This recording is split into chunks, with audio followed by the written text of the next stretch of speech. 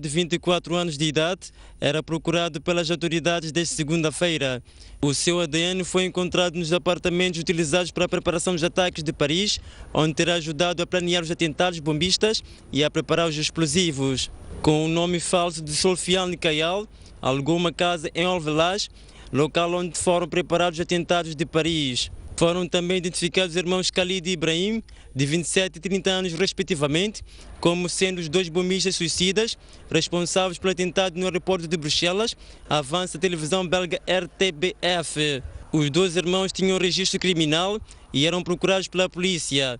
Ibrahim foi condenado em 2010 pelo Tribunal de Bruxelas, depois de ter disparado com uma Kalashnikov contra a polícia. Em 2011, o seu irmão Khalid foi condenado a 5 anos por vários assaltos, mas estava em liberdade condicional. Durante a manhã desta quarta-feira, o aeroporto de Toulon, em França, foi evacuado para uma inspeção de segurança após ter sido descoberto um pacote suspeito, segundo informações da agência francesa. A evacuação começou por volta das 7 horas da manhã locais e as autoridades francesas já estão a verificar a situação.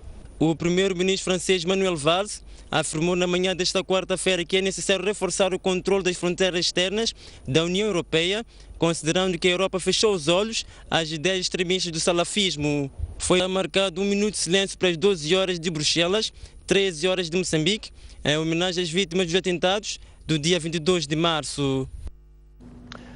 A Bélgica parou ao meio-dia para um minuto de silêncio em homenagem às vítimas do atentado terrorista que esta terça-feira fizeram 3 dezenas de mortos e 2 centenas de feridos. A Praça da Bolsa, no centro de Bruxelas, foi o local escolhido pelos populares.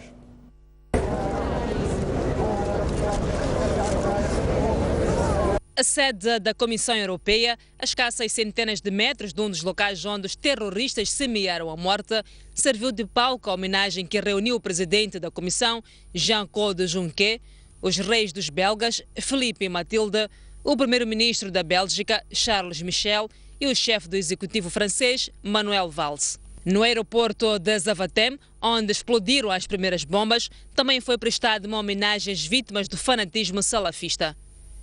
Entretanto, o Papa Francisco também condenou os atentados terroristas de terça-feira na capital da Bélgica e defendeu a necessidade de uma condenação unânime destes atos de horror. Assicuro a minha preghiera e a minha vicinança alla cara popolazione belga. Dirijo um novo apelo a todas as pessoas de boa vontade para se unirem na condenação unânime destes atos cruéis e abomináveis que só causam morte, terror e horror. Solo morte, terrore e horrore. Peço a todos que preservem na oração, pedindo ao Senhor nesta Semana Santa que conforte os corações aflitos e que converta o coração destas pessoas cegas pelo fundamentalismo cruel, acrescentou Papa Francisco.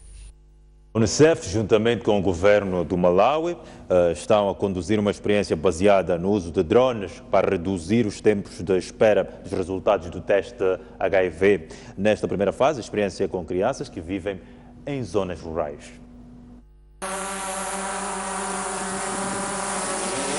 O país tem uma taxa de prevalência de SIDA de 10%, uma das mais altas do mundo.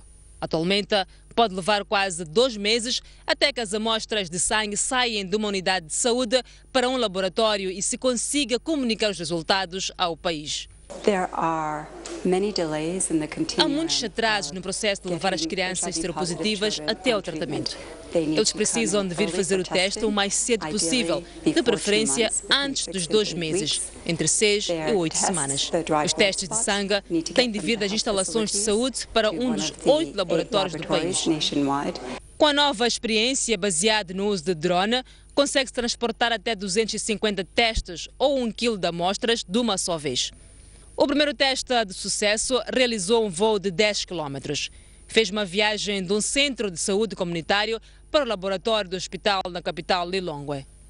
Estradas precárias e elevados custos de transporte em áreas remotas provocam atrasos nos testes e impedem o acesso ao tratamento antirretroviral. Todos os anos, aproximadamente 10.000 crianças morrem com o vírus, um número que pode ser combatido com um diagnóstico precoce e assistência médica de qualidade. Assim seguimos a um breve intervalo, voltamos já a seguir. Até já.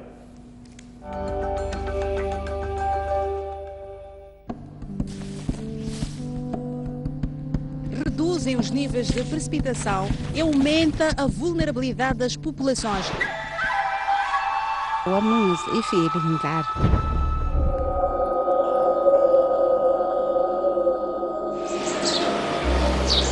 São pessoas que abandonam as suas zonas de origem para poder ficar aqui. O cheiro é muito forte e não há conforto possível que se diga aqui. É aqui onde confinam-se todos para consumir uma variedade de estupefacientes. Eles já estão a lançar garrafas de vidro. Vamos tentar ficar de outra faixa. Vamos entrar junto com estas pessoas que vão até a cidade de Maputo.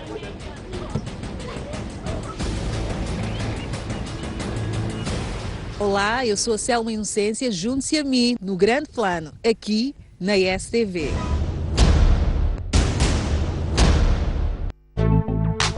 Seja muito bem-vindo ao Vida Plena. Olá, paz. Ninguém jamais odiou o seu próprio corpo. Há quem diga que quem casa, quer casa. Há muita gente que, infelizmente, pertence ao partido de adiamento. Tenha certeza que precisamos da presença da paz. Será que o mesmo acontece quando falamos de reconciliação? Há muita gente que até diz que Moçambique está em paz. Há muita gente que diz vamos buscar a paz.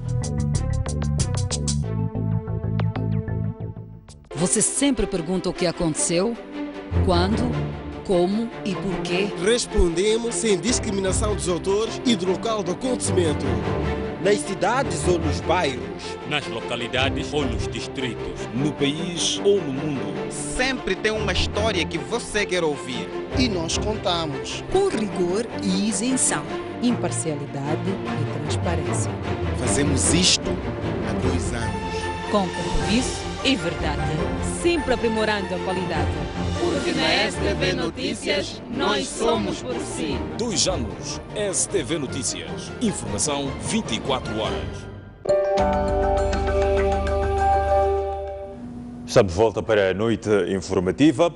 A Liga Moçambicana de Futebol e o BNI adiaram o início da Taça da Liga, que devia ter arrancado este fim de semana. O motivo do adiamento prende-se com questões organizativas. Assim, a prova vai iniciar a 4 de junho próximo.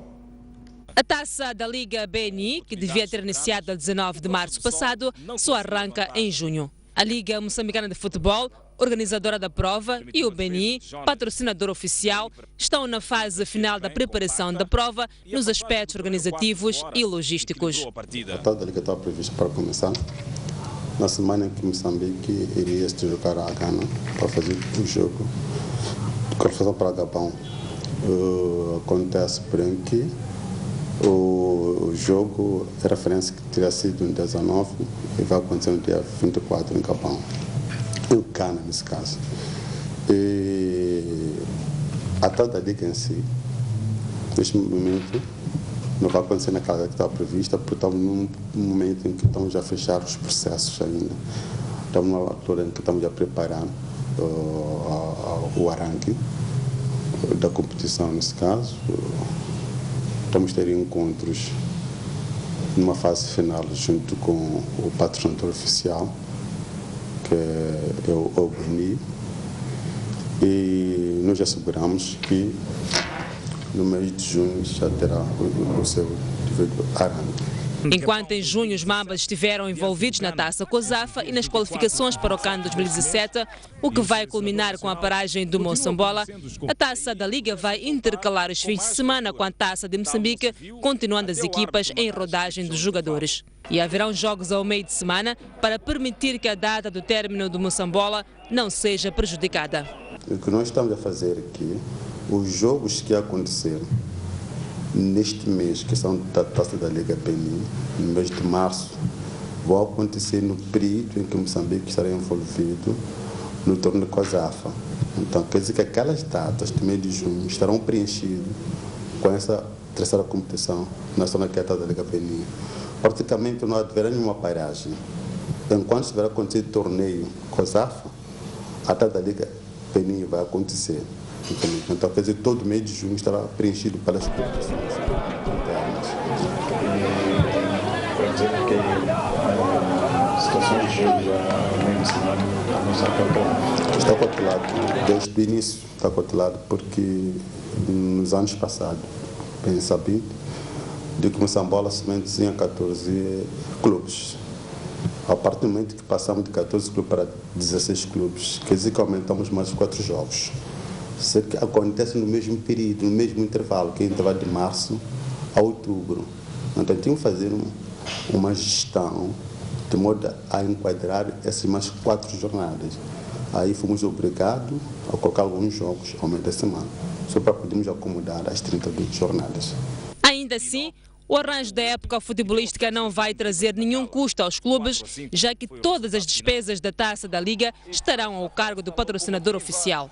Para os clubes praticamente não terão um custo de grande vulto, porque o patrocinador Benin ele vai custar todas as despesas, a partir das deslocações, que são passeios aéreos, os transportes terrestres também estão lá previstos, o alojamento está previsto, os equipamentos, o patrocinador vai também pagar. A organização do próprio jogo em si já está previsto, o patrocinador vai suportar todas as despesas. E ali, para além das despesas que o patrocinador vai ter que suportar, os clubes nem sequer têm a ganhar. Por cada vitória, ou só por participar nessa prova, os 16 vão ter um valor pela participação. E por cada vitória, cada clube for conseguir, também terá um valor adicional. Isso quer dizer que todos os clubes que estiveram envolvidos nessa prova têm a ganhar algum valor para a sua tesouraria. O BNI só custeia despesas da taça da Liga. Mas a Liga Moçambicana de Futebol debate-se com problemas de fundos para viabilizar o Moçambola 2016. Até o momento, a Liga arrecadou pouco mais de 50% do orçamento deste ano, mas nada que obrigue a paragem da prova amor do futebol moçambicano. O valor não é suficiente, por isso ainda continuamos no mercado, ainda a bater as portas para fazer face ao nosso déficit orçamental. Nós estamos crendo de que vamos conseguir. É questão de força e vontade, um bocadinho de trabalho. Estamos a trabalhar e tenho a certeza que as portas vão se abrir. E para além de que alguns dos nossos parceiros têm aumentado a sua fasquia para fazer face a este projeto. Talvez possa adiantar assim, de uma forma tão superficial, diria que asseguramos o nosso orçamento acima de 50%. Então, a outra parte, ainda nos encontramos no mercado, braço aberto, para podermos ver se conseguimos fazer face a esse déficit. Mas isso não vai prejudicar o Moçambola?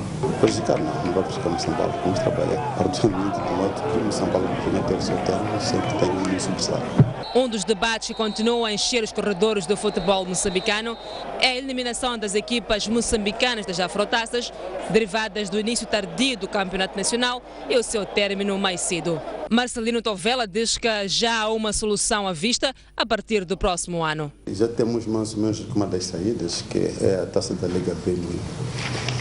Tenho a certeza que a partir do próximo ano vamos começar ligeiramente cedo com a taça da Liga Benin. No mês de fevereiro já podemos começar a competir.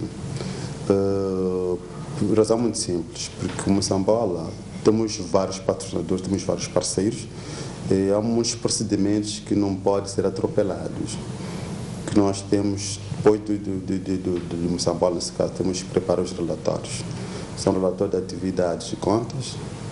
E nesse relatório de contas é um processo um bocadinho longo, demorado. E temos que auditar as contas. E fechado esse processo, temos que convocar a Assembleia Geral, onde temos que apresentar as contas e as atividades desenvolvidas no ano anterior aos nossos associados. E também nessa sessão temos que apresentar o plano de orçamento do ano seguinte. E calha num período em que uma parte dos empresas também estão de férias. temos que juntar patrocínios de modo a fazer com que o Moçambola do ano seguinte aconteça.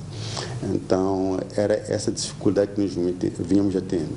Mas com a tal da Liga BNI, teremos um parceiro único, é um bocadinho fácil apresentar as contas a esse parceiro e com uma antecipação e tal, e começar com essa taça antes, enquanto estamos a preparar o Moçambola. Então, acredito que esse problema tem os seus dias contados. A taça da Liga BNI é a terceira maior prova futebolística do país, atrás do Moçambola e da Taça de Moçambique. Jogadores de futebol em Nacala mostram-se confiantes na vitória da Seleção Nacional de Futebol, os Mambas, no duplo compromisso decisivo diante da poderosa seleção do Ghana, a realizar-se esta quinta-feira em Accra e no domingo no Estádio Nacional de Zimpeto. Os dois confrontos estão inseridos no Grupo H de qualificação para o CAN 2017 no Gabão. Vemos a competitividade em que os jogadores ganeses têm feito para o país fora, mas eu penso que nós temos diversos internacionais também fora de portas que vão transmitir experiência aos outros e estou em crer que estão confiantes e é motivante jogar sempre com adversários daquele nível. Eu penso que a seleção, na minha opinião, vai se portar bem, tem novo treinador, todos querem demonstrar trabalho ao novo selecionador. Penso que poderemos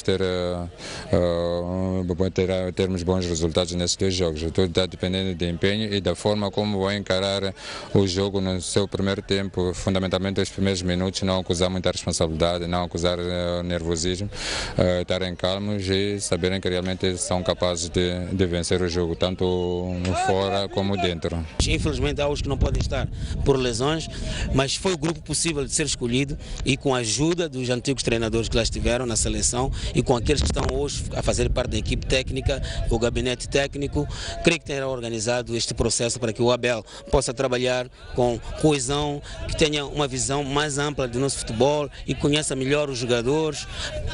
Tudo isto vai ao encontro de algo que tem que ser de nós para com ele, apoio ao Abel, porque se não houver o apoio para o selecionador nacional, nada é feito.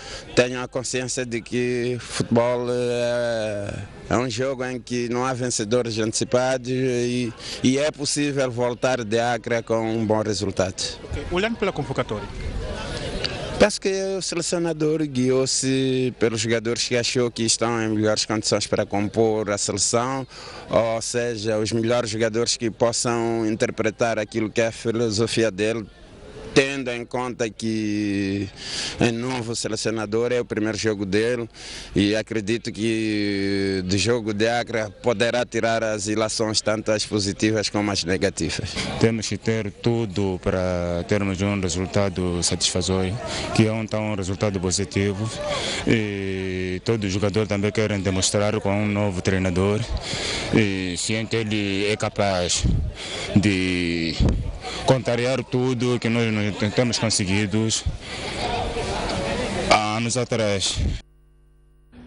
A Igreja Católica lançou uma mensagem onde destaca a deterioração da tensão política, a criminalidade e o crescimento das famílias deslocadas e refugiadas. A Igreja aproveita a Páscoa para apelar ao abandono absoluto das armas e retomada imediata do diálogo. A mensagem da Igreja Católica saiu da reunião de bispos na Beira no passado dia 17. A Igreja começa por fazer um diagnóstico da situação atual do país. Com tristeza, temos de reconhecer que no nosso país se multiplicam os sinais de paixão e morte, deterioração da tensão político-militar, contínuas provocações e escaramuças que semeiam morte e luto, escalada da criminalidade, violência e raptos, destruição de casas e de outras infraestruturas sociais e econômicas, destabilização do normal curso da vida, comprometendo a atividade produtiva e escolar, crescimento do número de famílias em situação de deslocados e refugiados, intensificação e generalização do ambiente de desconfiança, ódio e hostilidade, seca na região sul e nas zonas do centro, chuvas intensas, principalmente no norte do país, calamidades que comprometem a produção agrícola, resultando no agravamento da situação de pobreza e fome. A Igreja Católica lembra que a Páscoa é a vitória da vida sobre a morte e do perdão sobre a ofensa. e apela ao abandono absoluto das armas e a retomada imediata do diálogo eficaz entre as partes em conflito, envolvendo outras forças vivas da sociedade. A terminar, os bispos católicos pedem o fim das mortes. Sejam aliados da vida e não da morte. Obedeçamos todos à palavra da Escritura, que está inscrita nos nossos corações. Não matarás. Académicos, organizações da sociedade civil e políticos juntaram-se nesta quarta-feira em Maputo numa conferência que avaliou o primeiro ano da presidência de Filipe Nyusi. Numa análise geral, uma das conclusões deixadas é que Filipe Nyusi defraudou as expectativas públicas por conta do seu discurso inaugural, contrariado pela prática. Perante académicos e representantes de partidos políticos e de organizações da sociedade civil, Miguel de Brito fez uma análise sem tabus do primeiro ano de governação de Filipe Nyusi.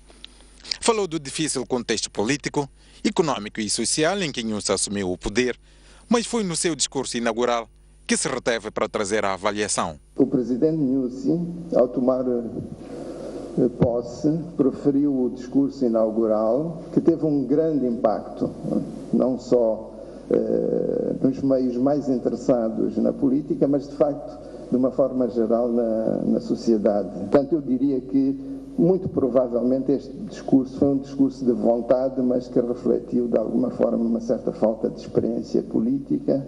De Brito falou do amparo social que Filipe Nyusi teve por conta do seu discurso inaugural, que permitiu que assumisse a presidência da Frelimo. Para aquele académico, este foi um dos momentos que pode ter determinado o desvio do presidente dos objetivos que o seu discurso apontava. Seria mais fácil, penso eu, para ele, mas isto é especulação, provavelmente avançar em programas que não são necessariamente do interesse do partido que está no poder. Mas sendo ele o presidente do partido, dá a impressão que ele tem que justamente priorizar o interesse partidário em relação ao interesse geral. E foi ao jeito crítico do académico Antônio Francisco que os modelos de crescimento e do orçamento do Estado foram analisados. Para este académico, só com o crescimento da poupança interna se pode chegar a um desenvolvimento sustentável. A estratégia que tem predominado em Moçambique é maximizar o crescimento através da substituição da poupança interna pela poupança externa. A segunda Conferência de Economia e Governação é uma organização conjunta do IES, CIP e do Observatório do Meio Rural. A análise do primeiro ano de Filipe Nyusi foi o tema central. O Centro de Integridade Pública reconhece avanços e recuos no primeiro ano de governação de Filipe Nyusi no que respeita à corrupção. Já o economista João Mosca constata os velhos problemas da agricultura familiar, mas aponta progressos no setor florestal. A segunda parte da Conferência Economia e Governação foi dedicada a dois temas: corrupção e agricultura. Segundo o CIPE, o Tribunal Administrativo analisou com qualidade a Conta Geral do Estado e houve avanços na legislação sobre a corrupção, mas acusa o governo de estar pouco firme sobre a importância do combate à corrupção. Porque num quadro onde o Estado moçambicano está a passar por uma necessidade grande de financiamento, de dinheiro para financiar a economia e o desenvolvimento, é no combate à corrupção que se recuperaria grandes quantidades de dinheiro doméstico sustentável para financiar a nossa economia. O economista João Mosca acusa o governo de não estar a apostar na agricultura familiar, apesar dos discursos políticos. Neste primeiro ano de governação de Nyusi, existem algumas continuidades em relação àquilo que se vinha passando na agricultura nos tempos anteriores, nomeadamente a questão de alguma secundarização ainda do setor familiar e da produção alimentar. Portanto, não se vê ainda grandes medidas e ações direcionadas a esse tipo de produtores e esse tipo de bens que são absolutamente indispensáveis para a economia e para os cidadãos em geral. Mas nem tudo correu mal no setor. O economista considera que houve melhorias na fiscalização para evitar a destruição das florestas, na ocupação dos solos e nos reassentamentos. Moçambique assina em abril deste ano o Acordo Climático de Paris sobre a redução da emissão de gases de efeito estufa. Esta quarta-feira, principais atores da área do ambiente reuniram-se em Maputo para debater formas de aplicar o acordo em Moçambique. Académicos, setor privado, sociedade civil e parceiros de cooperação estão na mesma sala para debater as mudanças climáticas. A iniciativa é do Ministério da Terra, Ambiente e Desenvolvimento Rural e visava escutar as partes sobre os melhores caminhos para implementar o acordo global aprovado em dezembro passado na Conferência de Paris. É que em abril deste ano, o governo moçambicano vai assinar o acordo que estabelece que os países devem agir para que a subida da temperatura média do planeta seja de apenas 1,5 graus e não 2, como pode acontecer. O que nós vamos fazer é em abril, o que tudo indica, rubricar o acordo, não?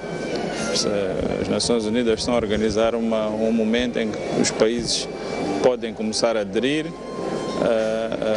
Moçambique pretende aderir na primeira hora. Na sequência disso, vamos começar o processo de revisão da nossa contribuição. Queremos voltar à base, queremos voltar às pessoas, às organizações da sociedade civil, para que estas possam contribuir, para que Moçambique possa ter a sua melhor prestação nos próximos anos neste domínio. Após este passo, Moçambique vai ter de elaborar um plano de implementação, através do qual terá acesso ao financiamento de 100 bilhões de dólares que os países ricos deverão garantir anualmente. Foi uma das bandeiras que nós defendemos durante a COP, ter a certeza que este compromisso passa a ser um compromisso firme. A nível do continente africano, existe a constituição de um fundo que está sob responsabilidade do Banco Africano de Desenvolvimento, que é um fundo de energias de cerca de 5 bilhões de dólares para os próximos anos. Existe este compromisso de todos os países envolvidos reunirem recursos para financiar estas ações de adaptação, e os países como Moçambique, que são mais expostos, têm que criar mecanismos e veículos certificados para terem acesso a estes recursos. O Acordo Climático de Paris foi aprovado por 195 países e será implementado entre 2020 e 2025. Participantes do debate sobre o clima defendem que Moçambique deve encontrar caminhos próprios para aplicar o Acordo de Paris e não depender da agenda dos países ricos.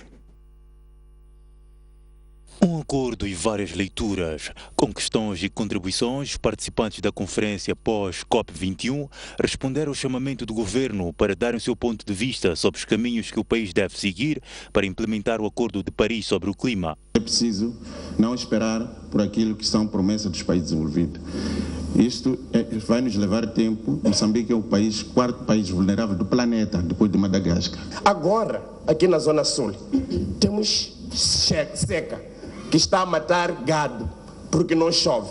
Será que vocês não têm uma política adequada para podermos mitigar exatamente aquilo que está a acontecer? Será que existe um princípio de nós termos viveiros nas escolas? Já ouvi falar sobre algumas iniciativas, mas até que ponto é que estas iniciativas estão, portanto, sendo mantidas e estão sendo incentivadas? Como é que nós podemos descarbonizar as economias? Porque traz aqui os novos modelos de desenvolvimento. Esses novos modelos que o documento traz, qual a diferença desses modelos com os atuais que estão em curso? Parte dos caminhos para aplicar este acordo foram apontados pelo principal painel do evento, composto por nomes da área académica, setor privado, sociedade civil e parceiros de cooperação. Precisamos fazer uma avaliação de o que isso efetivamente representa para as condições de Moçambique, como é que nós conseguimos fazer este desenvolvimento, mas ao mesmo tempo reduzindo as emissões, reduzindo o desmatamento. O acordo não apresenta mecanismos pelos quais os países podem se beneficiar destes 100 milhões de dólares. Portanto, é o mesmo que dizer que temos aqui os 100 milhões de dólares, mas ninguém sabe exatamente como vai conseguir beneficiar destes 100 milhões de dólares. Há uma série de legislação que tem que acontecer ao nível de setores. Há uma série, por exemplo, quem fala de legislação são vários níveis. Há quem está a olhar, por exemplo, para políticas que têm que existir, há quem está a falar de regulamentos que devem ser criados, há quem está a falar de normas ou códigos, por exemplo, que devem ser estabelecidos ao nível dos setores. O que o setor privado precisa é de incentivos também para a aplicação de energias renováveis. Deve existir não só redução de impostos, taxas aduaneiras para equipamento que seja de tecnologias verdes ou limpas.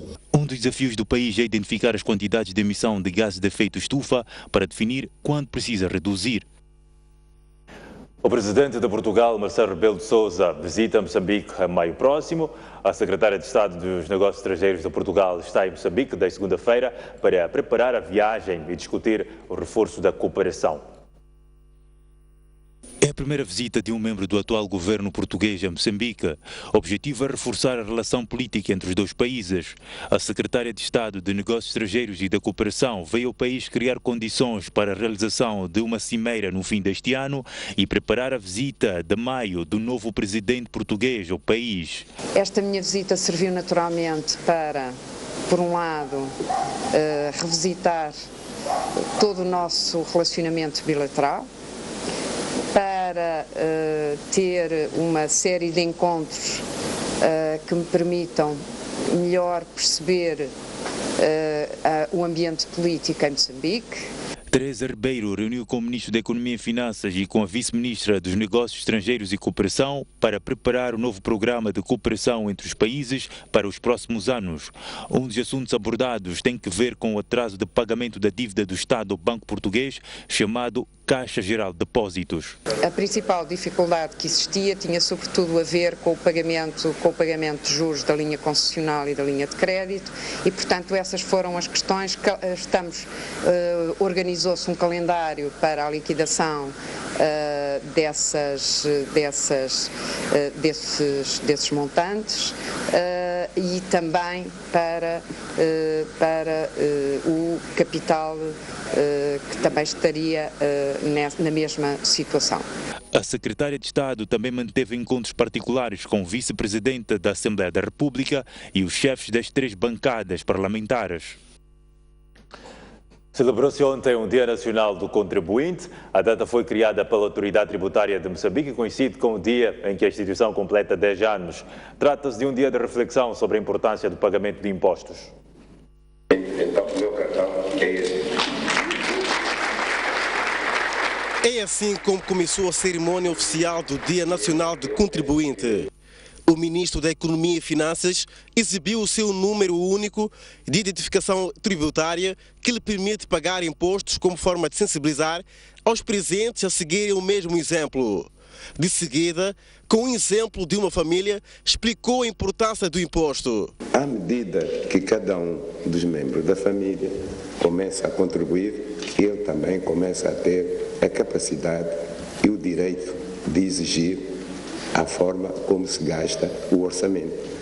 E se todos eles, individualmente, no fim, contribuir para aquele orçamento familiar, à partida nós vamos ver um orçamento familiar a crescer, vamos ter um orçamento familiar com capacidade de poder investir. E é pelo reconhecimento do papel fundamental e crucial do contribuinte que este tem prestado na coleta de receitas para o Estado e por via disso para a sustentabilidade das finanças públicas que a autoridade tributária tomou a decisão de estabelecer o dia 22 de março como o Dia Nacional do Contribuinte. Como sem atividade econômica não há impostos, o presidente da Confederação das Associações Econômicas de Moçambique tomou a palavra e pediu a celeridade na melhoria do ambiente de negócios para haver um alargamento da base tributária no país. Empresas saudáveis estão em condições não só de remunerar adequadamente os fatores de produção, pagando juros, salários e rendas, mas sobretudo para cumprir com as suas obrigações fiscais. Na ocasião, a Autoridade Tributária de Moçambique distinguiu os melhores contribuintes do ano 2015. A Moçambique foi a companhia que mais pagou impostos, embora a Autoridade Tributária não tenha revelado o valor da sua contribuição. Em segundo e terceiro lugar, ficaram as empresas cervejas de Moçambique e Petromoc. Uma ambulância embateu na tarde desta quarta-feira numa viatura tipo minibus. O acidente ocorreu na Avenida Joaquim Sano, em Maputo, e causou 2 feridos e danos materiais.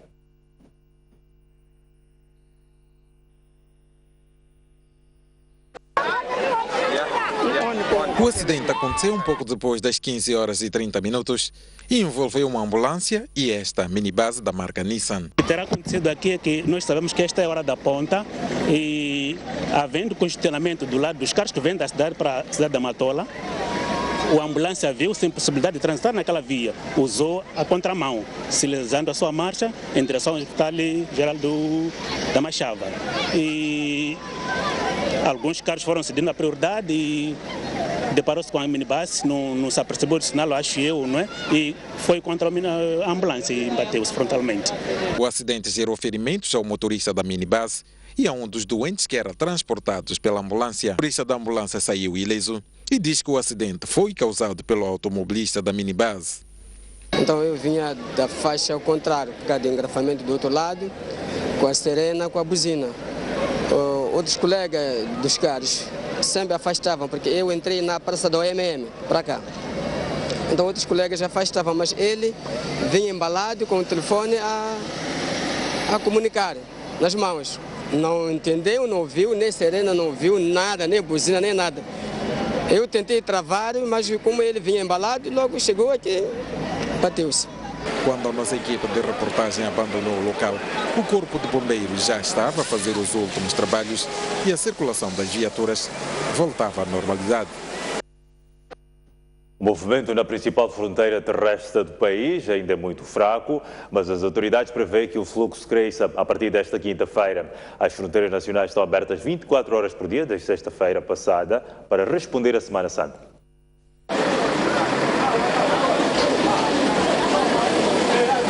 Desde sexta-feira passada, o dia mais intenso na fronteira de Ressano Garcia foi esta quarta-feira. Centenas de pessoas vindas da África do Sul entraram em Moçambique para celebrar a Semana Santa. As alfândegas de Moçambique dizem que o movimento ainda é baixo, tendo em conta os números dos anos passados. Registramos de entradas 9.010 viaturas e saídas 7.626 viaturas. Com relação ao período homólogo do ano passado, nós temos registrado por estas alturas 9.561 entradas e 4.412 saídas. O que quer dizer que, em termos de entradas, nós tivemos uma porcentagem menor de entradas para este ano, cerca de 95% em relação àquilo que foi o ano passado. As alfândegas de Moçambique dizem que o período de pico até aqui foi o passado dia 19, onde entraram em Moçambique 3.180 viaturas, dentre elas particulares e de transporte de passageiros.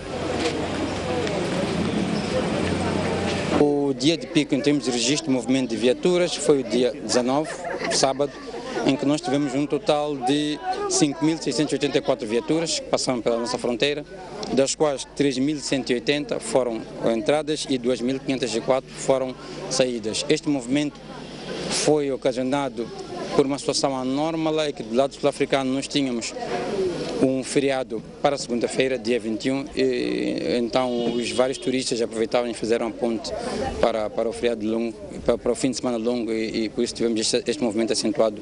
Espera-se que o movimento comece a intensificar-se a partir da noite desta quarta-feira. Para controlar a entrada de pessoas e carros, as autoridades fronteiriças instalaram um posto de atendimento de paragem única no quilômetro 7, em Komati-Port, do outro lado da fronteira sul-africana. A Semana Santa é caracterizada por uma entrada massiva de pessoas, principalmente de mineiros, que vêm passar a Páscoa junto aos seus familiares. As autoridades fronteiriças prevêem que o número de mineiros que poderá entrar no país não irá superar os anos anteriores. A cada minuto, o calor da Páscoa caracteriza a chegada de pessoas vindas da vizinha África do Sul na fronteira do Ressano Garcia. Um cenário habitual para estas alturas do ano. Desde domingo último, o número de pessoas que entram pela fronteira de Ressano Garcia está a aumentar. No igual período do ano passado, houve registro de mais de 25 mil pessoas a entrarem para o país, dentre elas turistas e principalmente mineiros, que contrariamente ao ano passado, espera-se que este ano entrem em menor número. Sebastião Miambo é um mineiro moçambicano que escolheu a casa para passar a Páscoa com a família. Vamos passar dia de Páscoa com as nossas famílias. Durante 4 dias, no domingo ou segunda-feira, vamos regressar. É boa coisa, não é como antes. Antes, uma pessoa trabalhava 18 meses sem voltar a ter com família, mas agora, qualquer tempo, em festejo, em fim de semana, tem vindo quando a pessoa quer. Há 23 anos que trabalha nas minas, mas quando chega a Páscoa, estar próximo dos seus é a melhor escolha. É norma. A pessoa, o homem, tem que estar perto da família dele. Só devido de falta de serviço no nosso país, estamos separados com as nossas famílias. Por isso, nesses dias de festejo, já é uma vantagem para nós. Ela aproveita a Páscoa para matar as saudades dos seus 4 filhos e esposa. À semelhança de Sebastião, Carlos Manguel também mantém há 23 anos a rotina de passar a Páscoa ao lado da família. Vou visitar a família porque é a Páscoa. Ter que estar com a família só por 2 weeks ou 3 weeks. Voltar para a África do Sul. Para ele, a convicção é única. A família é o melhor lugar para se estar. Não consigo estar lá sozinho. Tenho que vir e estar com a família. É isso que sometimes não consigo estar lá sozinho.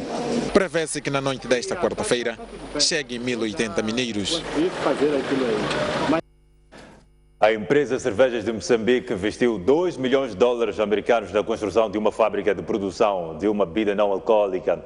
Além de gerar 60 postos de trabalho, a empresa vai comprar matéria-prima junto dos produtores. Esta é a fábrica onde é produzida a primeira bebida não alcoólica das cervejas de Moçambique.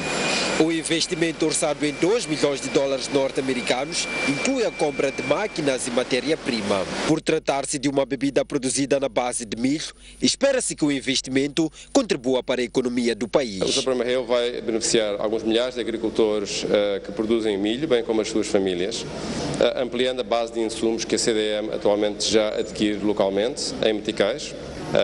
Adicionalmente, a venda do Supermarreu irá também gerar receitas fiscais para o Estado, que se juntarão às receitas de montante com que a CDM atualmente já contribui numa base mensal e anual.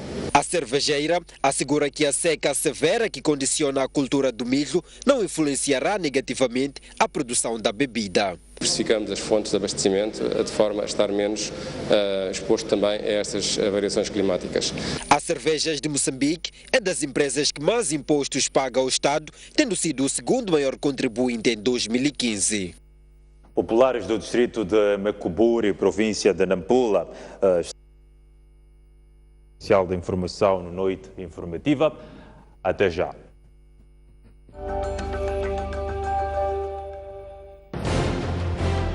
Um país sem história é um país sem futuro. Um país sem cultura é um país sem identidade. Um mundo sem referências é um mundo sem norte. Um país sem ídolos é um país sem referências. Uma história que resulta de uma tradição multissecular de cultivo da videira. Aliás, na linguagem mais acertada, a cultura de videiras é conhecida por vinha. Vinho é a bebida que nós bebemos e que nos chega às nossas mesas. Aqui nesta sala estão moçambicanos, angolanos, brasileiros, norte-americanos e, claro, os próprios portugueses que vieram aqui apreciar o bom vinho.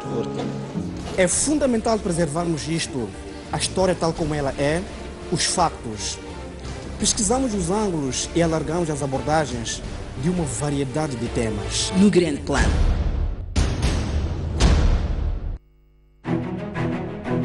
Mais um baú. Recordações, momentos épicos, momentos marcantes, grandes vitórias, campeões. como é que o futebol começou na sua vida e o que é que foi o futebol? Eram todas equipas bem estruturadas com um futebol de se tirar o chapéu. A gente jogava aqui na Baixa, saía da Baixa. Era obrigado a fazer o jogo dos Palaninhos. Antigos jogadores, paraquedistas, árbitros, pugilistas, médicos. O primeiro envolvimento direto foi como médico da seleção que foi aos Jogos Olímpicos, Moscovo, 1950. Hoje já temos a capacidade de fazer diagnósticos e cirurgias artroscópicas. O paraquedismo começa quando eu via militares da Força Aérea saltar. A dobragem de paraquedas é uma coisa fundamental. Uma campeã nasce ou faz-se? Um talento tem que nascer, mas também não basta só nascer, tem que se fazer para ser campeão.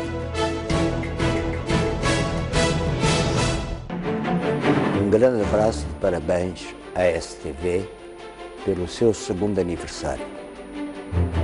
Estão a crescer, é ótimo. Criaram uma excelente alternativa para caminharmos para a frente, naquilo que é o mundo da televisão e da comunicação.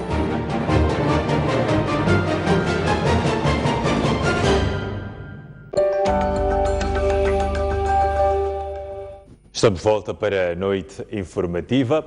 Depois dos ataques em Bruxelas, intensifica um debate sobre questões de segurança nos locais de maior concentração populacional, ter que priorizar investimentos